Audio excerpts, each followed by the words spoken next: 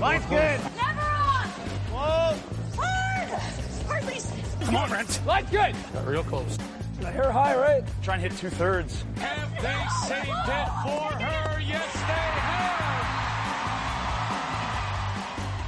have. Ooh, welcome to Game of Stones, everybody. I am Sean Graham Scott, alongside, as always. Hello, Scott. Sean, you're a podcaster. You've done a lot of podcasts in your life. I'm going to ask you, how many times does it take to start a podcast before it's like really gold? Certainly two, at least two. At least two? Okay. Yeah. Good to know. No reason I asked that question. Just curious. Yeah. You know, sometimes you just want to know what people's strategies are when they're creating things like this. For sure. Because, like I say, you've done a lot. So interested on your perspective. Yeah. I think maybe even around like 500. This is not a lot. Yeah. I think like we've almost maybe done 500. Maybe. I don't know. Like certainly in the history one, it's over 240. So, whatever this one, hey, it's but it's a lot of fun to chat, especially, Scott, this week. There is a lot going on in the world of curling here in early November 2023. What has captured your attention? Where do you want to start? Sean, let's start at the beginning, which is always a good place to start. It's a very good place to start. How about we talk about the end of the Pan Continental Championships? We were here last week or whenever it was to talk about it. And, we're midway through the event at that point. Since then, the results have come in. We know who's qualified for the World Championships. So let's start there. And let's start with, Brad Gushue, talking some smack about the event and then saying, you know what, I'm just going to go win it. And that's enough of that. So Canada beating Korea in the final. Is it 8-3? A couple of big steals there for Gushue, steals of 2 en route to the victory. And on the bronze medal side, Japan prevailing over Team USA in 9 ends. The other team qualifying for the Worlds out of the men's side is New Zealand. We knew that they were the ones. I think it was going to come down to the US or New Zealand for that final playoff berth, and the US pulled out the win. Anything speak to you at this event? Yeah, so just to clarify that, Scott, both the United States and New Zealand are in the Worlds. They're both in the Worlds, but it was just about who would make the playoffs. Who would make the playoffs, yeah. So those are your 5 teams on the men's side: Canada, Japan, South Korea, the Americans, and New Zealand. I think it's good for New Zealand. Like, that's 2 years in a row now for Anton Hood and his guys. There was a great story recently in the New York Times, actually, that profiles Anton Hood and his team. Because, Scott, do you know where they are currently living? They're living at a seniors residence. Yeah, out in Calgary. It's a really cool story. They wanted to come over to Canada for a bigger part of the season to train, to improve, to get better.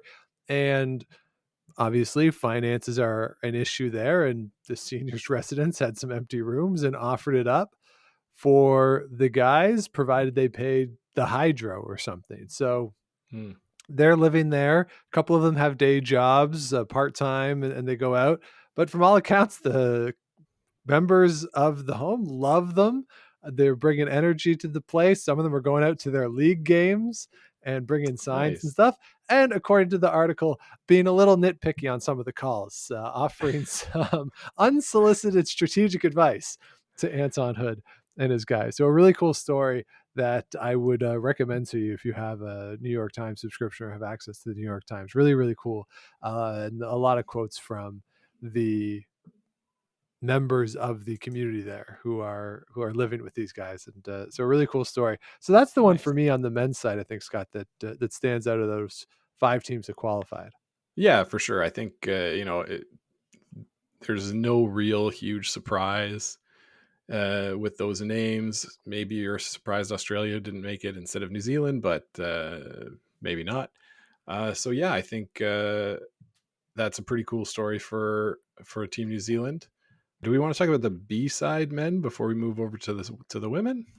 Well, we'll note before we get to the B side that at the bottom of the A side, it is Guyana who is going Yes. down.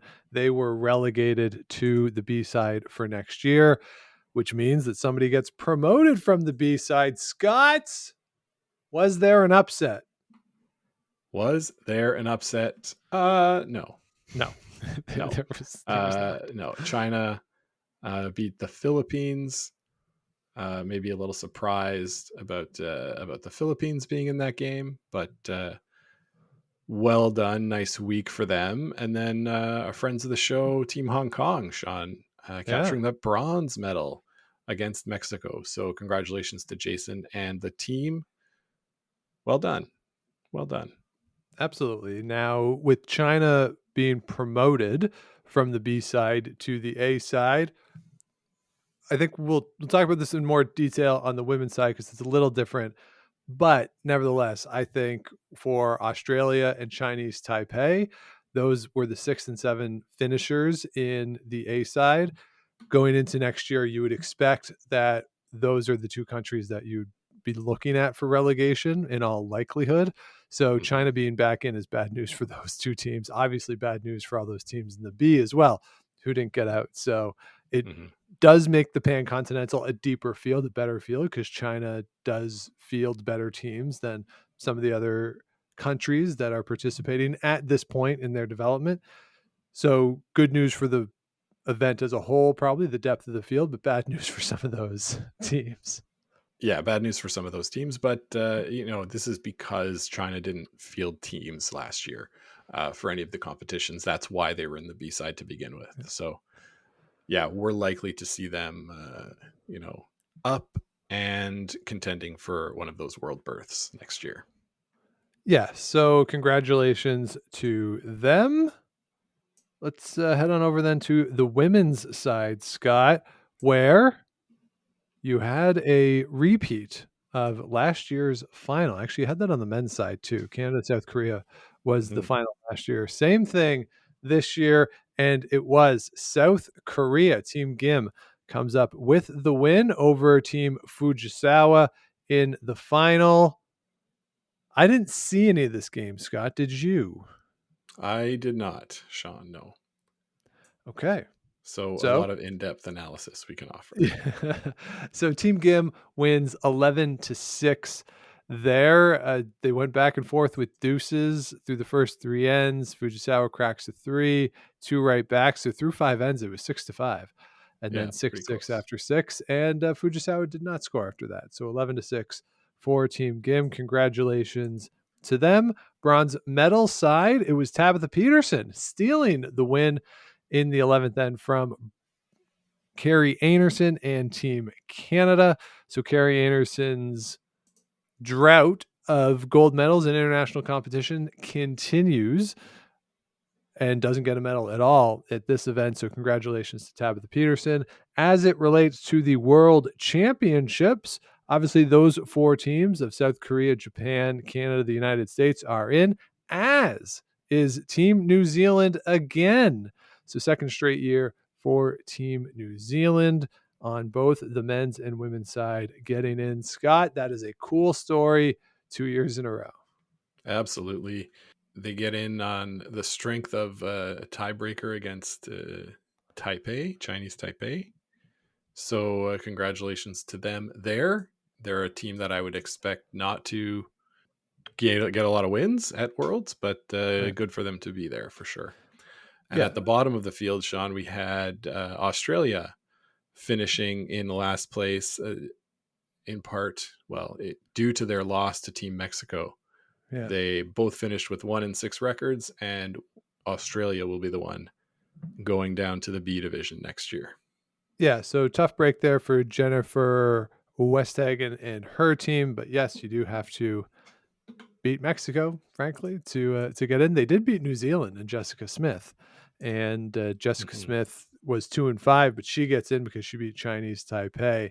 So Cynthia Liu and her team just miss out on a world spot there. So a lot of competition there between the bottom 4 teams. Not really much separation. Comes down to those tiebreakers. Should note too, really cool story of Jessica Smith. If you're unfamiliar with it, you can just Google her. I think we've talked about it on the show before, but a really cool story of what she's gone through over the past couple of years health-wise. So encourage you to check out stories that have been written about her.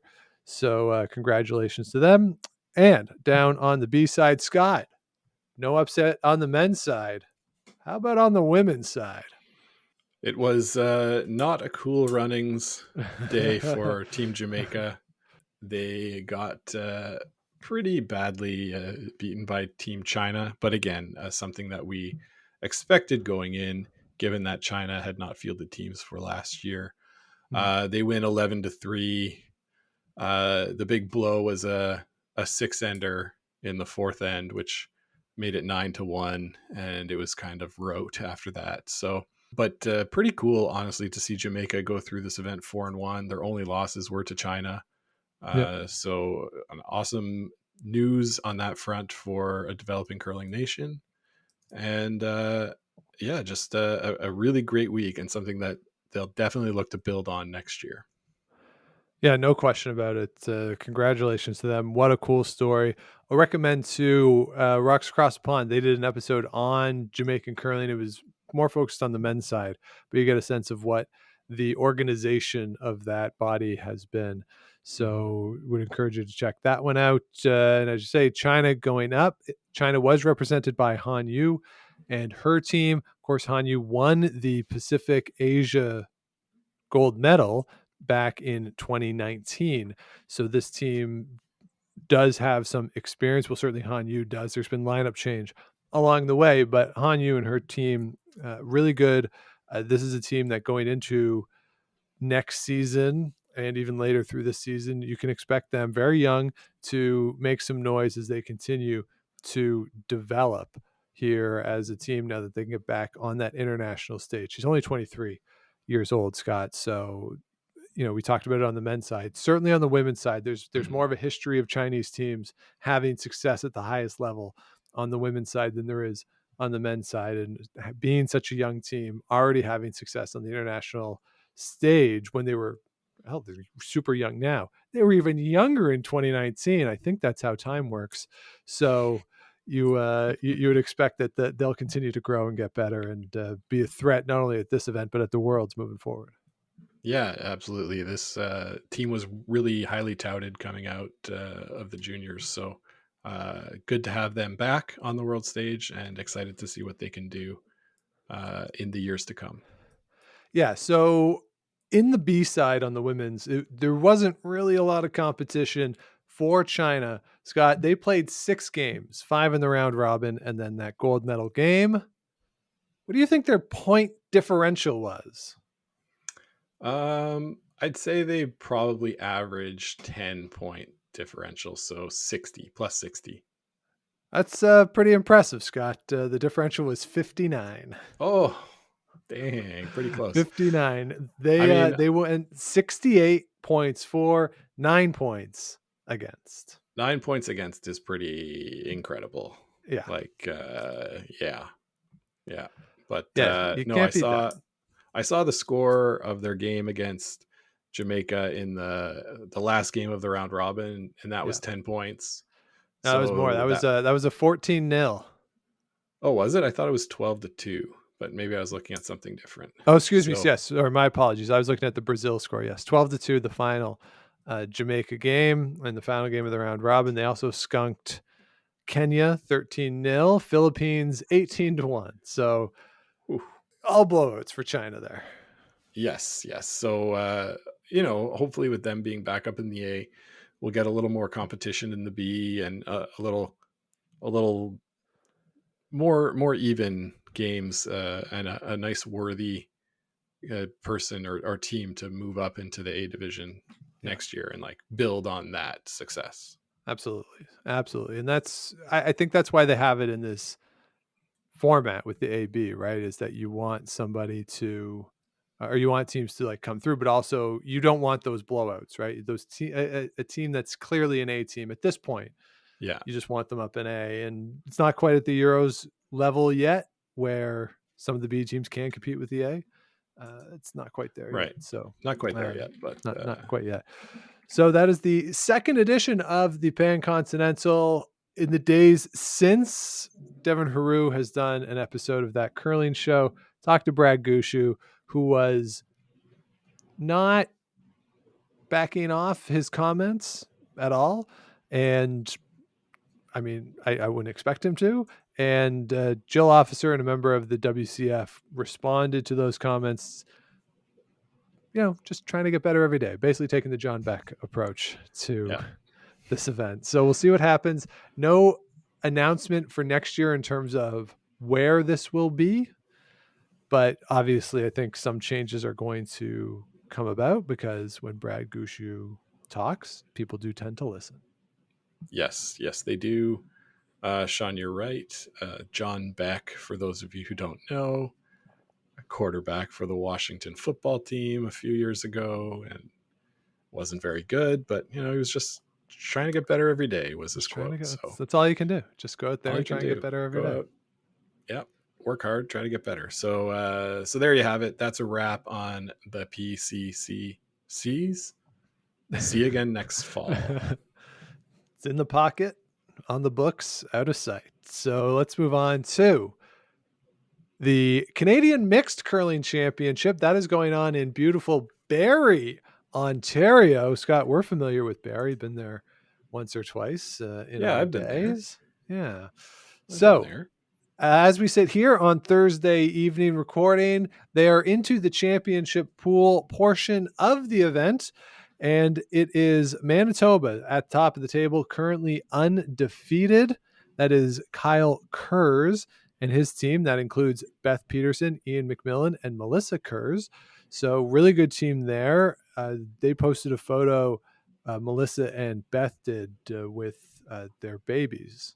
Or with babies. I'm assuming they're both their babies, but maybe they're not their babies. I don't know. They had babies with them in this photo. So very cute event there, or photo there for them. And they are undefeated. Paul Fleming and his team from Nova Scotia are tied with Saskatchewan for second place. Paul Fleming is a name that might be familiar to you. He's been to a few Briars. Another name that might be familiar to you, potentially.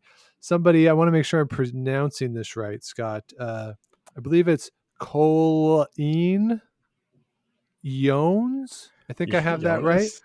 I think it's Jonas, Sean. Jonas. She's playing lead for Paul Fleming, and her son Luke is the second on that squad. So always cool when you can see one of, if not the greatest, certainly in the conversation, greatest women player of all time, or at least Canadian of all time. Like, at an event, still kicking it, doing her thing. So always cool. No doubt. Colleen Jones. Whoa, maybe the GOAT. If it's not Jones, it's Colleen Jones. It's a Jones either way. Yeah, and then you wonder how Schmerler fits with just not having the opportunity to win as many, unfortunately, tragically. So, but those three, I think, right, are. Yeah, absolutely. If you could take the first pick, someone else could take the second pick, I'll be fine taking the third pick out of those three. Absolutely. So really cool to see her there. Ontario is in the mix at 5-2. The Golden God, Scott, that's Scott McDonald, is skipping that team. Yeah, with our friend Laurietti there playing third, and guest of the podcast Matthew Hall at second.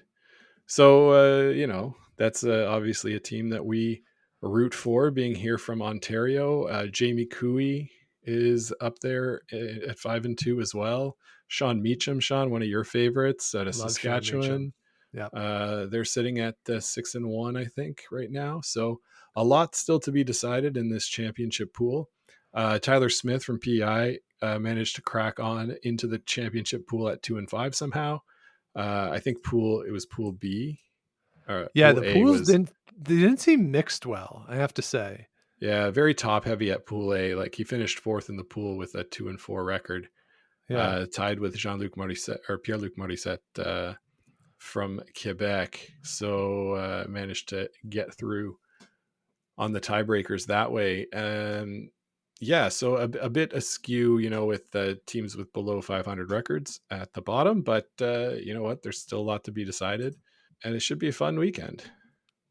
Yeah, so this event is just a semifinal and final situation, no page, anything like that. So top four will get in. So good luck to all the folks out there in Barrie, and certainly, it's fun when you kind of know people. Yeah, yeah. Kind I of mean, cool. the mixed is a fun event anyway, right? Because it's like a good blend of experienced curlers and up and coming young curlers, and Yeah. maybe some curlers that are whose glory days are behind them, but they're still good enough to compete at this level. And yeah, it's like just kind of a cool event. Yeah, it's the only we've been fortunate enough now, Scott, to be at a lot of national events. Not as players, but we've been at national events. It's the only one where I've ever seen the the rec level tradition of sitting with the opponent, having a drink, having a snack potentially after the game. This is the only national level event where I've seen that actually happen. And Yeah, yeah. people come off the ice and they hang out, and even if they're not having a drink, they're going to sit with the opponent for a little bit. That doesn't happen at a Briar or a Scotties, or certainly it doesn't happen in view of anything. But I do think the guys and the men and women at those events just sort of get changed, leave. I mean, there's a lot more pressure and focus and all that kind of stuff. The mixed is more of a social event, but it is kind of cool to see people come off, take their Team Alberta jacket, put it on the back of a chair, and just sit and hang out. Yeah, that's pretty neat, Sean, for sure. And that's the kind of event that they run in curling clubs Yeah. traditionally. And yeah, it's like a good one. I'm glad to see it getting more national exposure, for sure, for sure. So it'll be cool to see how the weekend shakes out. Absolutely. So good luck to those folks. Another piece of news this week, we have a John Morris sighting. He has put together a team, a men's team, not for full-time play, for a couple of events. They're going to play in the Saskatchewan Tour event coming up in a little bit. Scott, you also said they're going to play this weekend? Next weekend? The original 16, is there an original 16 Bonspiel? That is a thing on the calendar. I don't know what the dates are for, but it is certainly an event. So the team is John Morris, Braden Muscowie making his return. I haven't really seen him since before the Olympic trials. Dustin Kidby and DJ Kidby, and it was Dustin who played for years with Matt Dunstone. Dustin Kidby has played with John Morris before, and his brother DJ is on this team. So again, this isn't a full-time team. Maybe they'll put in for the Saskatchewan Provincial. Who knows? Why not? But Yeah. they're not going to be a full-time touring team. They're going into a couple of events. So John Morris sighting, Scott, he is the Hotel California of curlers. He can't leave. He always says he's going to leave. He's like, all right, no more of this 4-person stuff, but he's always kicking around. And I do look forward to, whenever the time comes and like an asteroid's coming, that John Morris is just on a curling rink. Always, somewhere. Sean. Always. Yeah, yeah. I think it'll be fun to have him around. I really like he's probably my favorite curler from when I was young, and wanting to be like that, slamming brooms and whatnot. But yeah, no, that's pretty cool. The original 16 is a spiel this weekend, November 10th to 12th in Calgary. So we'll see how that goes. See if they're kicking around there that weekend. So yeah, uh, I think it's always interesting to get to hear what John Morris is going to do.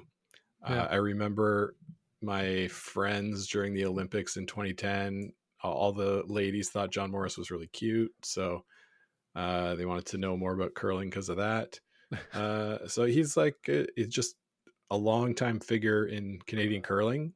Mhm. It's what do those banners say at the Ottawa Curling Clubs? 96 his juniors. Yeah, 96, 97, that range. Yeah. Yeah, in that range there. So Yeah. Yeah, no, it's always interesting tidbit of news when this comes up. Absolutely, yeah. Him and Bradley Gushu playing together Oh yeah, in that's that right. world championship. So yeah, we'll keep an eye out for that. And then finally on the tour this week, it is a Grand Slam. Scott, do you know which one it is? It's the National. Do you know who the sponsor is right now? So it used to be Boost, right? Correct. Of the famous Kanye West lyric, I drink a Boost for breakfast and Ensure for dessert. Uh, I just wanted to flex a little bit on that. Nice. Um, yeah, I think it's a farm thing. Is it Coyote Tractors? It is Coyote Tractors. Very well done. Yes, Eh, it's the Coyote National. This event is taking place out in Nova Scotia, Pictou County, at the Pictou County Wellness Center. As we sit here Thursday, of course, it is now on TV. Sportsnet has deemed it worthy at this point. So we have 16 teams, men's and women's. They are technically divided into 4 pools, but you don't play anybody in your pool. We've talked about this before. So there's the 4 pools, and you basically pool A will play pool B, and pool C will play pool D. And that's how you get your 4 games. So that's how it goes on both the men's and the women's side. Quarters to semis to finals, the typical Grand Slam playoff event. One thing I did notice, Scott, that we did not talk about a couple weeks ago, it does say in the rules of the slam that moving forward, there are no more tiebreakers at Grand Slam events. yeah, that's right. It's all coming down to DSC Yeah. or LSD, whatever terminology is in on mode right now. I But think DSC, LSD just has some other connotations to oh yeah, I wonder what. it. Um, so yeah, no more tiebreaker games. So it sort of is emphasizing the importance of that draw shot challenge, which we've also seen emphasized in importance at Curling Canada events and World events most recently. So yeah, but the thing is, like, when you only play 4 games, there's going to be a plethora of teams at 2-2. Yeah. This seems like the best way to do it. Yeah, rather than have those tiebreaker events, because that way you're going tiebreaker, quarter, semi all on Saturday, and that's kind of tough for the players to do. So, Yeah. yeah, Yeah. you And don't I need mean, to. if the argument is, like, if you don't want to be in a tiebreaker, like, win. Yeah, And if you aren't a tiebreaker, make sure you had a good draw shot challenge. absolutely. So I think, though, Scott, we should call this something. We should call this lack of tiebreakers something. So I'm just going to suggest that as the rules come in place, and I think this is the last kind of major important-ish event that is getting rid of tiebreakers, we just call it the Vic rule. Ah, the Vic rule. I like that. Yeah. So not Change draw shot approved. challenge. Yeah, not DSC, not LSD, anything like that. It's just we're going to the Vic rule. Yeah. Who's leading in Vic rule? Yeah. So that's my Love it. proposal. We go with that, and yeah, no tiebreakers. That's the Vic rule. Side Let's note, get Vic. that. Let's get that trending all over curling Twitter and Yeah, curling Blue Sky, if there is such a thing, and all the socials. Tell your friends. Just call yeah, it the Vic rule. yeah. Let's make it a thing. It'll be our contribution to the world of curling, or at least to the lexicon of the Yes. world of curling, is to actually have something like that. So, side note too, Vic posted a photo of his most recent leaf bag hijinks, and he's Wow. way down this year from what he Oh yeah. normally is. Yeah. Huh. Yeah, so kind of strange days up there in northern Ontario for Vic and the Leaves. Yeah. Now I'm interested. So I'm gonna look for it. yeah, Saville tweeted at him. They like, did you cut down some trees? And Vic posted just like, oh don't tell anyone. So yeah, so Vic keeping in shape. Got to get ready for that beautiful stretch that is coming up of Scotty's, Briar, Women's Worlds, Men's Worlds. It's a great time of year. Absolutely. So that will, I think that'll do it for the pros, Scott. Anything else from the highest levels of the world to curling? we, I was thinking about how we were going to talk about the national, and I think we've done a good job of talking about it. But my thought was, it's the same event happening again. That some is the best team in the world going to win? Probably not. Some team is going to win. Great. I'm really interested to hear how many people are actually going to watch this. I want to like dig into rating stuff. I don't know that Sportsnet has to divulge ratings, but I don't know. We'll see, because it's the first sort of cold weekend here in Ontario. It's pretty cold. It snowed here in Ottawa today, along with some freezing rain and freezing drizzle. So, will people be more likely to be inside? In some parts of the country, it's a long weekend as well. Will that influence how many people are taking part? I'm interested to see. So, just a little addendum to our little talk about the Grand Slam. And otherwise, no, I can't think of anything else. I haven't had any big curling stories tweeted at me or texted by my friends to me. So that's all I got. All right. Well, I guess that will do it for this week. Thanks everybody for listening. If you have not yet, rate, subscribe, comment, all that good stuff helps the show grow, helps other people find us. Head on over to GameOfStonesPod.com. All the past episodes are there, plus a link to the merch. I have a merch idea, Scott. When we get offline, I'm going to talk to you about it. See if it's a workable merch idea. So keep an eye out on the merch page. And over on social media, we're at Game of Stones Pod on all the things other than Facebook, where we're Game of Stones Podcast.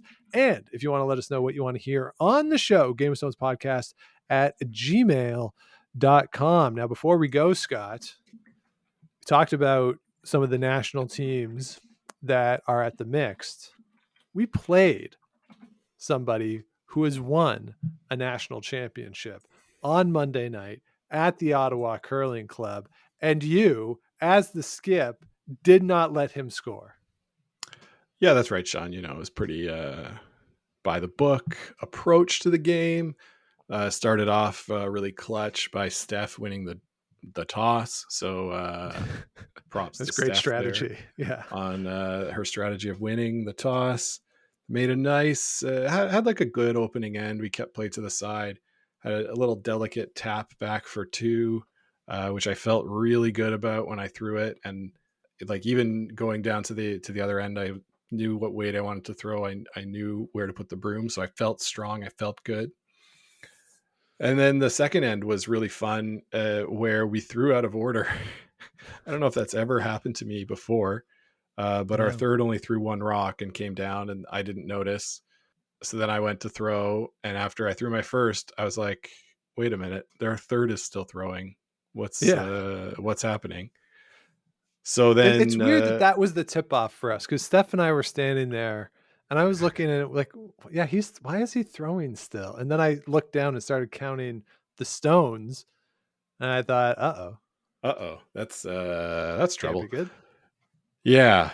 But so as a result, our lead, Steph, threw the last rock, and she didn't throw it exactly how we called it, but a little heavy, a little wide. But I made the sweeping adjustment. We got a wick, a wick off one, and the outside, and ended up sitting three.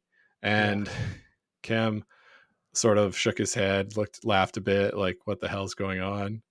And then put his draw too heavy, and it snuck through a very small hole, gave us that steal of three. We were off to the races. Ended up a lot of pressure in the next end. Sat five. He had to draw against five and came up short. So it was done and dusted after that. Yeah, and I felt bad on the score of three, because, as you said, we had no right to score three, and to actually get through the hole he got through with his draw that was heavy. If you were calling that to get through, you'd be like, that's not enough space to get through. Really, it went through. And in the moment, like, we're kicking the rocks, and I kind of apologized to the guys. I was like, yeah, we know we didn't deserve that. And in the moment they didn't seem ready to quite laugh it off yet, but I think they got there. Yeah, so that was one of those where you feel kind of bad, and as you're saying, when Cam went to throw that draw, I was hoping that he would make it, because after a bit of a bullshit kind of make, you don't always want to score that way.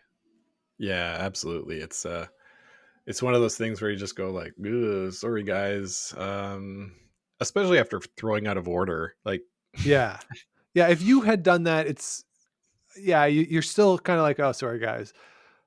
But that we were out of order, and that Steph was throwing the last rock, missed it by like, there's no world in which you could say she made the shot other than the result. yeah. Right. So, and that's, I don't think that's a knock on Steph. I think she'd be the first one to say that she didn't throw that rock well.